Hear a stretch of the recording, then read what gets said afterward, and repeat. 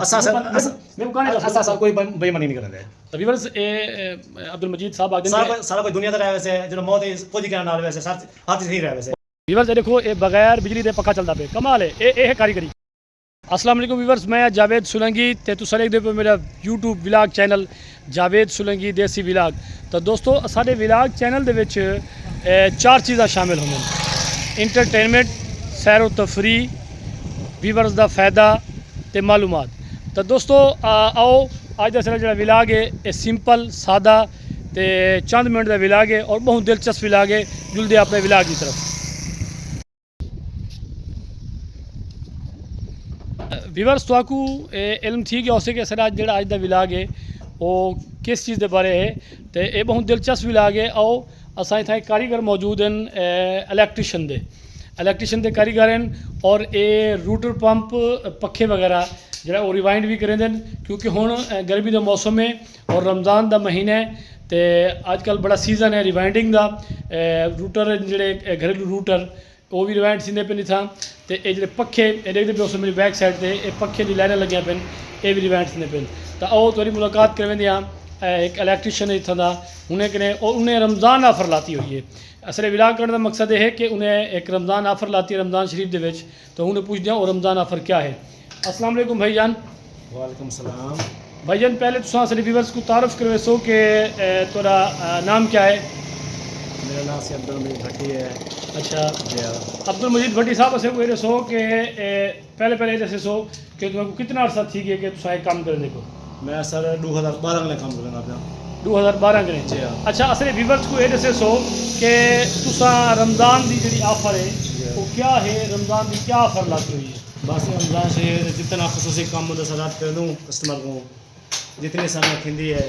कई जो लोग आमदनी में पैसे नहीं होंगे गरीब जिस कहनी बना दे बस बस असा उन्हें चाह देना वो चीज़। अच्छा तो वाला उन्हें को तुसा वो चीज़ मुफ्त चाह दो अगर कहीं गरीब ने पैसे नहीं होंगे। अच्छा मेरे को ये दसो कि अगर कोई मस्जिद का रूटर आवे या मस्जिद का पखा आवे उन्हें नहीं पैसे गिंदो या उन्हें कोई मुफ्त काम कर उन्हें समान का पैसा घेन गिनूँ। अच्छा अपनी जेब में पेनू जितने सन कोशिश नहीं है। अच्छा अपनी जेब में लाते बढ़ा दूँ तो मस्जिद से मजदूरी करनी गिनते मस्जिद मजदूरी करेंगे। गुड। तो व्यूअर्स एक एप्रीशिएट करना चाहिए अब्दुल मजीद भट्टी साहब को कि अगर मस्जिद का कोई पखा रूटर या कोई भी काम आवे तो वो अपनी जी मेहनत होंगी मजदूरी होंगी है वो नहीं गिनते। बाकी अगर कोई पैसे दे देंगे मस्जिद के काम दे तो ये उंगले गिनते सिर्फ समान के पैसे गिनते वो भी अपनी जेब में लेंदो कुछ आप कोशिश करो अपनी जेब में बनाऊँ लात आखिरत बनूँ अपनी। माशाल्लाह अच्छी गाल है। और व्यूअर्स हर शख्स को अपनी आखिरत संवारनी चाहिए जितना थी सकते वो अल्लाह के कमे के अपना हिस्सा जोड़ा है वो शामिल करते रह वजें। तो अगली चलते हैं। अच्छा मजीद भाई ऐसे कोई दसो कि ये जो ये बच्चा तुरे नाल है ये तुरा शागिर्द है कारीगर है कौन है क्या है? ऐसे मेरा अपना है रिश्तेदार है जो यतीम बच्चा है। अच्छा तकरीबन 3 साल का मैंने काम सीखा क्योंकि कोई इंजे जो उस्ताद होंगे कि वो बच्चे को काम नहीं सिखेंगे। ठीक है वो जरा मिसाल है कि नाम चाह की दियो कि नाम कोई चीज़ की दियो कहीं बुहारी फेरी हो मैं को काम सिखाना पे माशाल्लाह तुम देखते पे हो मैं काम घट हाथ लेना सारा कुछ हिंग कर लेना। औखा काम होता मैं खुद करना जिवें 3 फेज की मोटर आ रही है छोटा मोटा काम ही हो कर देना निका। अच्छा छोटू क्या हाल है भाई? ठीक हो?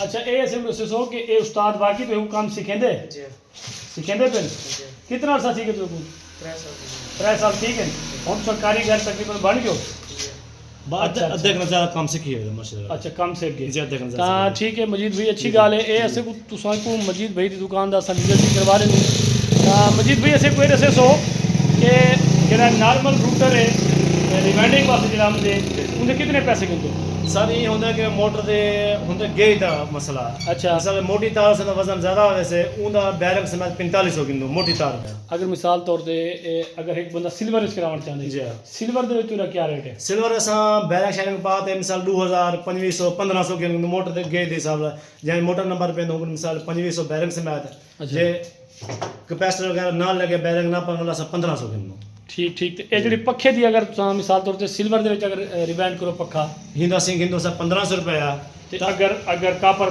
कापर है 2500 ना कापर एक नंबर हो क्योंकि कापर मार्केट 3-4 किस्म की है ना कापर मिसाल गेज का हिसाब होंगे 28 नंबर बमदी है जी 3 ਪੰਪ ਦੀ ਹੈ 27 ਪੰਪ ਦੀ ਹੈ ਉਹ ਵਾਲਾ ਮੋਟਰ ਦੇ ਕੋਰ ਦੇ ਹਿਸਾਬ ਨਾਲ ਪੈਂਦਾ ਉਹਨੂੰ ਮੋਟਰ ਦੇ ਕੋਰ ਦੇ ਹਿਸਾਬ ਨਾਲ। ਹਾਂ ਵਜ਼ਨ ਦੇ ਹਿਸਾਬ ਨਾਲ ਜਿੰਨਾ ਵਜ਼ਨ ਜ਼ਿਆਦਾ ਪਏ ਉਤਨੇ ਪੈਸੇ ਜ਼ਿਆਦਾ ਹੈਗੇ ਤਾਂ ਵੀਵਰਸ ਇਹ ਦੇਖੋ ਇਹ ਨਾਲ ਕਸਟਮਰ ਵੀ ਆਏ ਹੋਏ ਨੇ ਔਰ ਕਸਟਮਰ ਆਪਣੇ ਕਬੂਤਰ को रिवाइंड कराने वास्ते आए पे नहीं ना सी जी हाँ सही कबूतर रिवाइंड करना आने ना सही कबूतर ना करे सर अच्छा कबूतर रिवाइंड नहीं एक किने दा शौक है अपने कबूतर रखना घर दे अपने कबूतर पाली पेन राज दी गाल पूछ दिया अब्दुल मजीद भट्टी साहब ने अच्छा मजीद साहब ऐसे कोई ऐसे सो कि रिवाइंड की बेमानगी केड़ी याद करें दो सर बेईमानी यही करते हैं लोग अक्सर मिसाल कापर दे पैसे घेनते सिल्वर का देने उन्हें लीडर कापर काट छोड़ कस्टमर को पता क्या नहीं लगता भी सिल्वर कापर है क्योंकि पॉलिश एक होंगी है अच्छा कापर से पॉलिश एक होंगी है सिल्वर से काप होंगे एक होंगी है उनका असल मसला ये होंगे कि बंदा जो रिमाइंडिंग करावे ना हूँ को चेक करे छिलते जी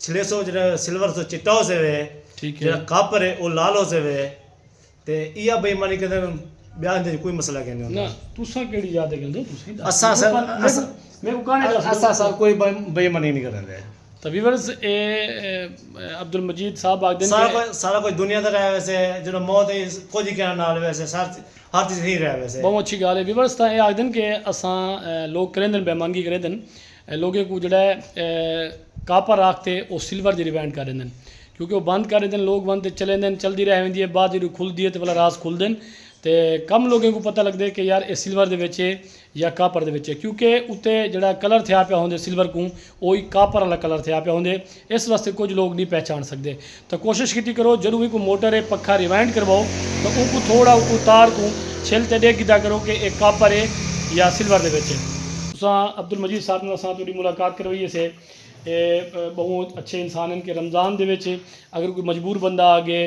अगर कोई गरीब है तो ये उन्होंने मुकम्मल ताउन करे रह वेंदे और इन्हें दा रिवाइंडिंग का जो रेट है मोटर रिवाइंडिंग पक्खा रिवाइंडिंग का वो रेट बहुत माकूल है अगर ये इन्हें 5000 रुपया मंगते हैं अगर कोई ने 4000 दी वेंदे तो ये गिन गिनते रहते हैं तो हर शख्स को इवें होना चाहिए हर इंसान के नाल उनको ताउन करना चाहिए सोलर सिस्टम से जो जितने काम है solar system single phase 3 phase जितने वे वो सारा कर इन्वर्टर भी तैयार कर असा नवे तो व्यूअर्स से आखते फिर कि असा सोलर जो काम है वो भी करें दूँ इन्वर्टरें का सोलर प्लेटें का और टोटल काम है जो मोटर रिवाइंड जो 3 फेज है वो भी था कम थी रहते तो दोस्तों हुण असां अपने विलाग का इतें एंड करें असां चैनल को तुसां सबसक्राइब करे सो लाइक करे सो ते नाल कमेंट भी जरूर करे सो